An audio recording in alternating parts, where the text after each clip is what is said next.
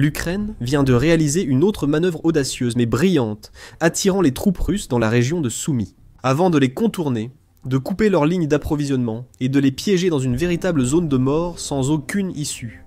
C'est une autre victoire tactique pour l'Ukraine, un nouvel exemple de l'intelligence ukrainienne qui tourne en dérision l'incompétence russe. Et cela pourrait bien changer le cours de la bataille dans les régions de Soumy et de Koursk. Forçant les Russes à reculer et donnant aux forces armées ukrainiennes la possibilité d'avancer et d'élargir leur avantage. La région de Soumy, dans le nord de l'Ukraine, n'était pas parmi les 4 régions évoquées par Vladimir Poutine pour l'annexion lors de l'invasion. Cependant, les forces russes ont à plusieurs reprises ciblé cette région ces dernières années. Dès le 24 février 2022, jour de l'invasion, de violents affrontements ont éclaté dans et autour de Soumy, centre administratif de la région. Les forces russes ont marché sur la ville, mais ont rencontré une résistance farouche de la part des parachutistes ukrainiens, des forces de défense territoriale et même de simples volontaires locaux, armés d'un équipement assez rudimentaire.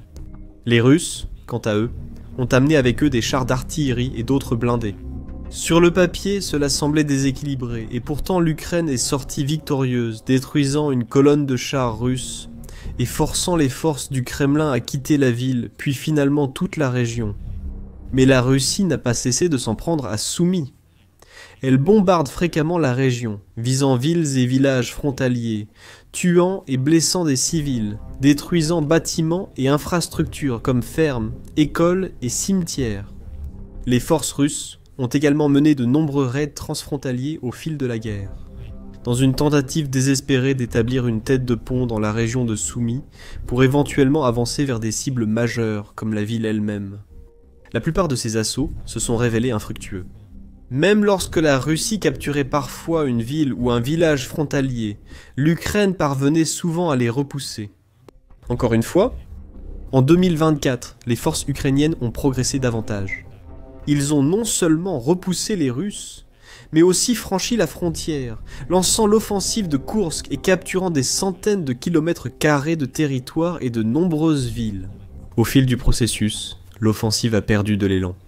Mais la Russie a dû mobiliser de nombreuses ressources et du personnel pour reprendre les terres perdues, déminer la région, reconstruire les infrastructures endommagées, etc. Depuis lors, le Kremlin est devenu de plus en plus agressif dans la région. Vladimir Poutine a plusieurs fois exprimé sa volonté de créer une zone tampon ou de sécurité à Soumy pour se protéger d'une future incursion depuis Koursk. Et les Russes ont rassemblé une force importante dans la région. Certains rapports estimant leur nombre total à environ 50 000 soldats. La zone est depuis devenue âprement disputée, et les forces ukrainiennes ont dû utiliser toutes leurs ressources avec précaution, et planifier leur stratégie dans les moindres détails pour repousser les assauts de la Russie. Les cartes tactiques en direct de la région montrent que le Kremlin a pris le contrôle de certaines zones, capturant certains des petits villages frontaliers, qui sont passés à plusieurs reprises d'un camp à l'autre au cours du conflit, comme Oleksivka. En théorie, ces terres offrent à la Russie un point d'appui pour avancer vers le sud et contrôler davantage la région de Soumy. Cette tactique pose problème. Le point d'appui russe n'est qu'une étroite bande de terre percée de brèches des deux côtés. Et l'Ukraine vient de réussir un coup spectaculaire pour exploiter précisément ses faiblesses, transformant ce qui était auparavant un effort défensif en une offensive et laissant les troupes russes dans un no man's land. À l'ouest de la zone prise de Soumy, les forces ukrainiennes ont progressé. Ils ont de nouveau franchi la frontière et pénétré dans la région russe, encerclant lentement mais sûrement la zone que les Russes ont capturée. Cela, à son tour, ouvre de nouvelles opportunités pour les troupes ukrainiennes de prendre les Russes à revers, en les frappant de plusieurs côtés à la fois, afin de les prendre par surprise et soit de les anéantir, soit de les forcer à fuir vers la Russie aussi vite que possible. L'Ukraine a largement utilisé des frappes aériennes pour appuyer cette offensive. Au cours des dernières semaines, les forces de Kiev ont mené de nombreuses attaques aéroportées contre les positions russes, tant dans les zones occupées de Soumy que plus en arrière, jusqu'à Koursk. Comme on l'a vu à d'innombrables autres occasions tout au long de la guerre jusqu'à présent, lorsqu'il s'agit de frappes aériennes et d'attaques de drones. L'Ukraine met beaucoup de réflexion, de planification et de renseignement dans le choix de ses cibles et le lancement de ses armes aux moments les plus opportuns pour infliger un maximum de dégâts. Elle a appliqué la même philosophie ici, ciblant des sites stratégiques, tels que centres de commandement russes ou routes d'approvisionnement, avant de les neutraliser avec une grande précision. Cela a permis l'apparition de brèches, facilitant l'avancée des unités terrestres ukrainiennes qui ont percé les lignes défensives et gagné du terrain au nord. Récemment, le bataillon Cygne Noir ukrainien a diffusé des images d'avions russes, tentant de bombarder de nouvelles positions ukrainiennes au nord-est de Kindrativka. Cela démontre 2 points importants. Premièrement, cela montre à quel point l'Ukraine a réussi à progresser. Quand la Russie a capturé pour la première fois plusieurs villes frontalières à Soumy, beaucoup d'analystes pensèrent que ces forces allaient en consolider leur position, établir un bastion solide, puis s'étendre lentement pour prendre d'autres territoires. L'Ukraine a creusé une grande brèche dans la position russe et repris le terrain perdu. Deuxièmement, cela montre que la capacité de la Russie à maintenir la pression et l'élan dans la région faiblit chaque jour. Malgré les proclamations audacieuses de Poutine concernant les zones tampons et le nombre massif de troupes russes dans la région, le pays parvient à peine à conserver les plus minces parcelles de terre de Soumy. Et ce n'est pas un incident isolé non plus. Il y a eu de nombreuses situations en 2025. Les forces russes ont franchi la frontière à Soumy et capturé un village avant d'être surpassées par l'Ukraine. Elles ont été renvoyées puis à la case départ pour revoir leur plan d'attaque. Les commandants russes ont très probablement supposé qu'ils pourraient cette fois-ci consolider leur position à Soumy. Mais au lieu de cela, l'Ukraine avance plus profondément en Russie, isolant les brigades du Kremlin et laissant à la Russie des problèmes tactiques sans solution évidente. L'Ukraine n'a pas seulement démontré une supériorité tactique à Soumy, ses forces font également preuve d'un niveau extraordinaire d'innovation militaire, utilisant du matériel véritablement révolutionnaire pour affaiblir les positions russes. Du matériel comme l'hexacoptère vampire, surnommé Baba Yaga par les Russes, en référence à la sorcière mangeuse d'enfants du folklore slave. Équipés de caméras infrarouges qui leur permettent de voir facilement dans toutes les conditions et de repérer les soldats russes où qu'ils se cachent. Ces drones peuvent transporter des ogives pesant jusqu'à 15 kg, soit environ 33 livres, certaines variantes pouvant supporter près de 20 kg. Cela les rend bien plus dangereux que les drones plus basiques et légers, qui transportent généralement des engins explosifs improvisés simples.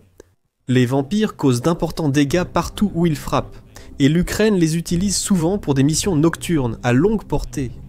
Ils transportent des munitions dévastatrices, comme des mines anti-chars ou des obus de mortier à larguer sur les troupes, véhicules ou autres équipements russes. Les ingénieurs ukrainiens ont amélioré le vampire en créant une nouvelle munition larguée par drone, appelée bombe trou noir. Elle a été développée par l'unité Black Swan mentionnée précédemment et existe en 2 variantes distinctes, thermobarique et à fragmentation. La bombe thermobarique crée une onde de choc à haute température en dispersant un nuage de carburant, puis en l'enflammant pour générer une forte surpression. Après l'explosion, la chute de pression aspire l'air, pouvant suffoquer les soldats présents et détruire aussitôt les fortifications ennemies. La bombe à fragmentation, quant à elle, explose en l'air afin de disperser une pluie d'éclats mortels sur une large zone. Elle permet d'éliminer rapidement des escadrons ennemis en mouvement ou de vider les tranchées adverses. Des images provenant du front montrent ces bombes, trous noirs, en action, laissant derrière elles d'immenses cratères après leur explosion, et des positions de tir russes effacées de la carte en un clin d'œil. Elles sont extraordinairement efficaces, offrant la même puissance explosive que des obus d'artillerie, mais pouvant être placées précisément là où l'Ukraine le souhaite, grâce à leurs drones vampires. Impossible de prévoir comment l'Ukraine utilisera cette combinaison innovante de drones et de bombes avec plus d'efficacité. Pas seulement à Soumy, mais aussi ailleurs le long des lignes de front. Elle pourrait, par exemple, déployer du matériel similaire dans d'autres régions, comme Donetsk et Zaporizhia, pour démanteler les défenses russes, sans avoir à dépendre autant de l'artillerie.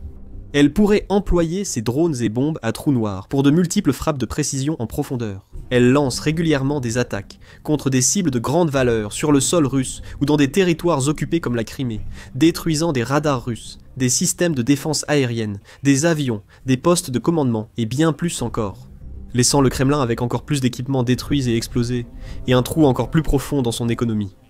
Pour l'instant, cependant, une grande partie de l'attention de l'Ukraine reste concentrée sur Soumy, et le pays a une mission claire, couper les forces d'occupation russes et les éliminer une par une.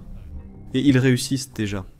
Alors que la Russie a concentré un grand nombre de ses troupes dans une section relativement petite de la région de Soumy, l'Ukraine a adopté une stratégie tactique de division, déployant ses brigades dans plusieurs directions pour contourner et surprendre les positions russes, au lieu de perdre du temps et de sacrifier des troupes dans une offensive frontale. Grâce à ses frappes aériennes, l'Ukraine a progressivement affaibli la présence russe ici. Chaque jour, ses forces manœuvrent méthodiquement pour isoler des groupes de soldats russes, puis achever le travail. Parallèlement, d'autres troupes ukrainiennes progressent vers Koursk, créant un nouveau front pour les Russes.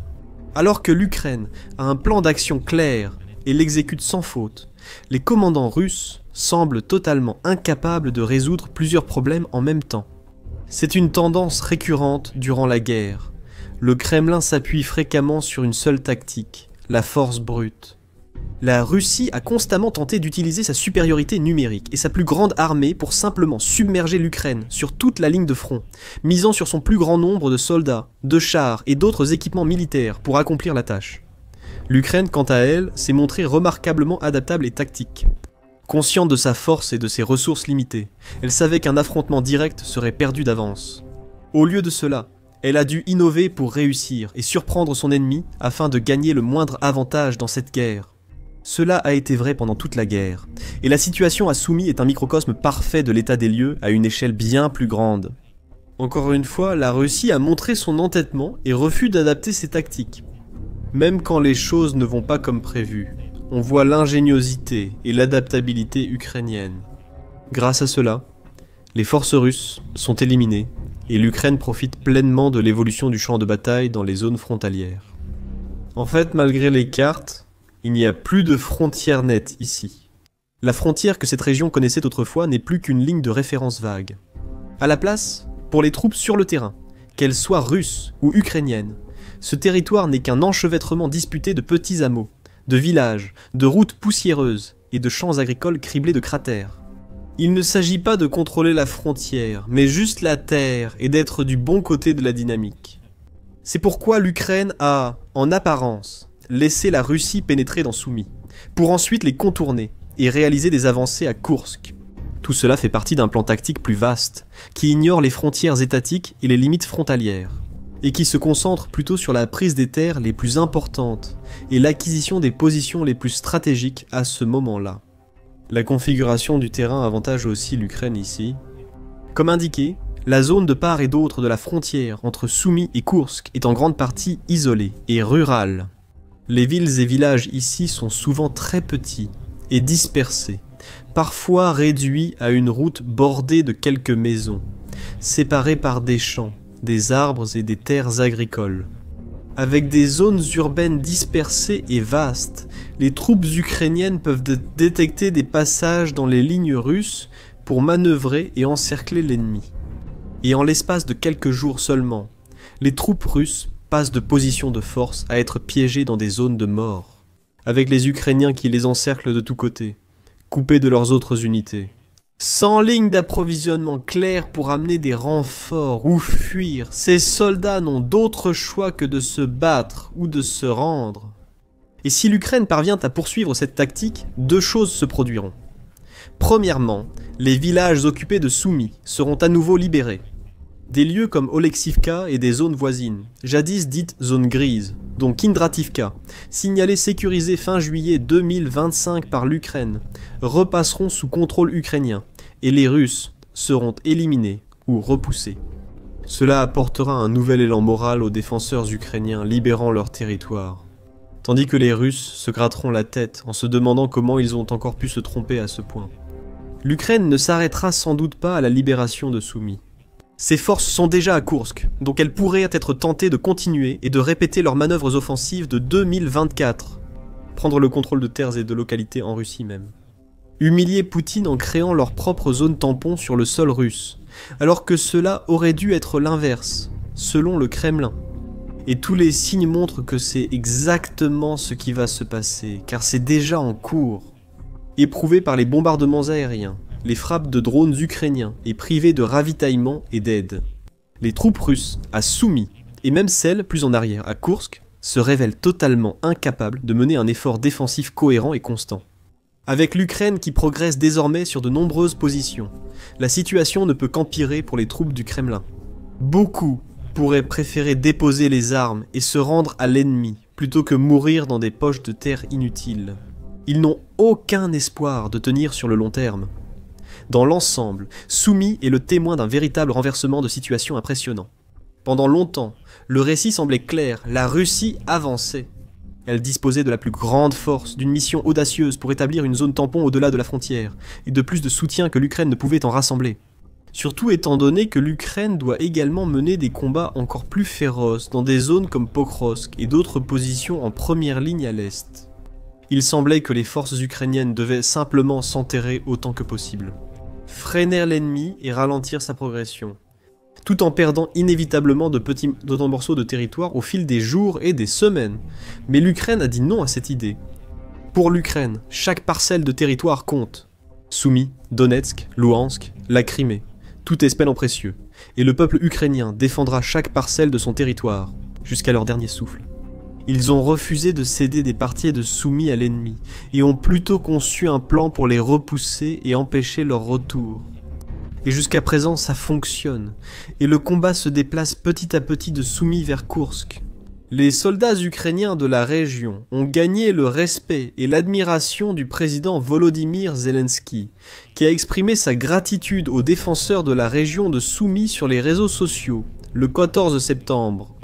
À ce jour, nous pouvons affirmer que l'opération offensive de la Russie sur Soumy a été complètement déraillée par nos forces.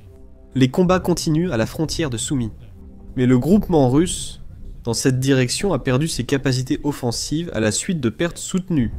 L'Ukraine innove sans cesse dans la guerre des drones et parvient à inverser la situation malgré des défis majeurs, rendant imprévisible l'étendue de ses futurs accomplissements. Les prochains mois pourraient voir une incursion de Koursk encore plus marquante. Ou l'Ukraine pourrait préférer simplement libérer toute la région de Soumy une bonne fois pour toutes, avant de renforcer ses défenses frontalières pour empêcher la Russie de revenir la prochaine fois. Dans tous les cas, les forces ukrainiennes semblent bel et bien en position de force ici et ailleurs, ce qui représente de mauvaises nouvelles pour Poutine, et potentiellement ouvrir la voie mais à une fin d'année encore plus réussie pour Kiev.